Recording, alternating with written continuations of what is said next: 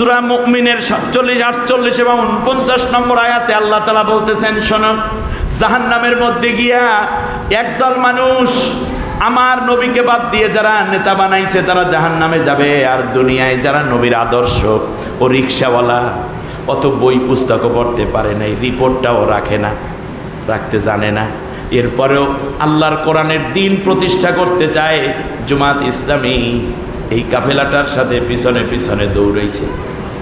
দেখা গেছে দায়িত্বশীলের সাথে একটু হাসি মুখে কথা বলছে, আমি তো আপনাদের দলে থাকতে চাই। দায়িত্বশীল কোলাকুলি করে বলছে আপনি থাকেন, কোনো অসুবিধা নাই। মিছিলের মধ্যে যায়, কান্দের মধ্যে একটা গামছা ওইটারে কোমরের মধ্যে পেঁচাইছে, সিরা গামছা, ভ্যানটারের সামনে একটু লক কইরা মিছিলে নারায় তাকবীর, আল্লাহু আকবার, আমার নেতা তোমার নেতা বিশ্বনবী মুস্তাফা, এই স্লোগান দিল। আর এক দিকে কয় অমুক বাংলা, আর এক দিকে কয় অমুক নেতা।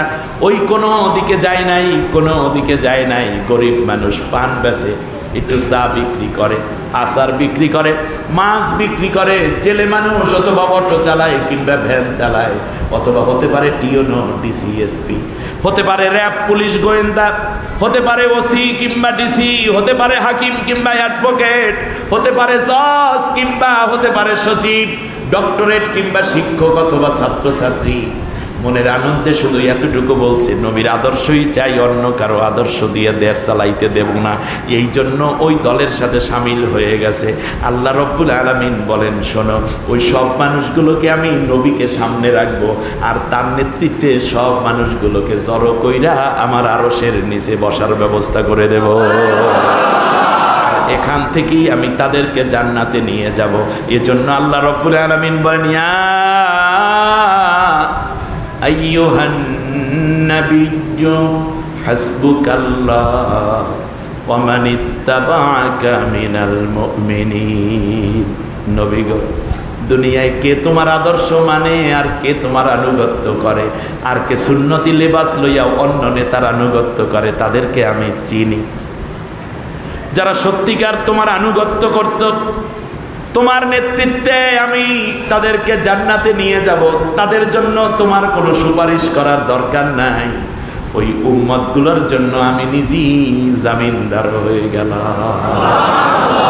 হাসবুকাল্লাহ, নবী গো, আমি নিজেই ওই উম্মতগুলোর জন্য জামিনদার। কে কয়? আমার ইত্তাবাআকা মিনাল, তোমার অনুসরণ যারা করেছে, ইত্তেবা করেছে, তাদের জন্য আমি আল্লাহ নিজেই জামিনদার হয়ে আছি। আল্লাহ, তুমি আমাদেরকে সেই কাতারে শামিল রাখো। সবাই বলেন আমিন। এই দোয়া কি আপনাদের আছে? কার কার আছে একটু হাত উঁচু করে আল্লাহকে দেখাই। লিল্লাহি তাকবীর। আমার নেতা, তোমার নেতা, রাসূলের আদর্শ। আল্লাহ আমাদের কবুল করুন, বলেন আমিন।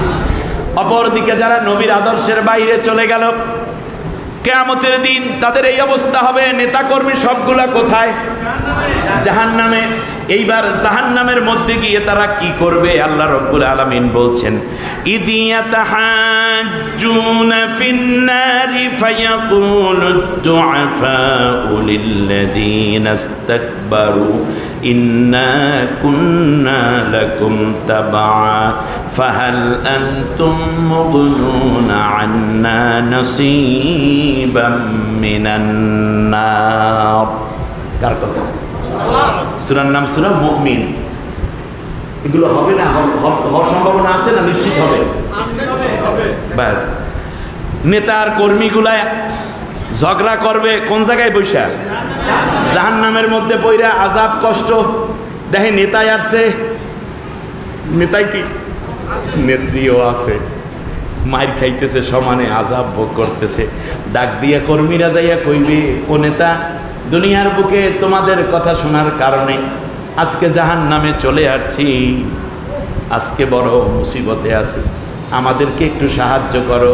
সাথে সাথে নেতায় কইবে, ক্বালাল্লাযীনা ইসতাকবারু, নেতা এবার ডাক দিয়া কইবে, ইন্না কুল্লুম ফিহা, কিরে আমরাও তো কষ্টের মধ্যে আছি। বলে মাওলানা জামাল উদ্দিন বলে গেছিল, অমুক হুজুর, কত হুজুরেরা বলতো আদর্শ মানতে হবে নবী, তাদেরকে বরং আমরা মিথ্যা মামলা দিছি, আমরাই মামলা করছি। তোমরা বলছিলে এই জন্য আদালতে মিথ্যা সাক্ষ্য দিয়া বড় হুজুরের জেলের মধ্যে ঢুকাইতে উপকার করছি।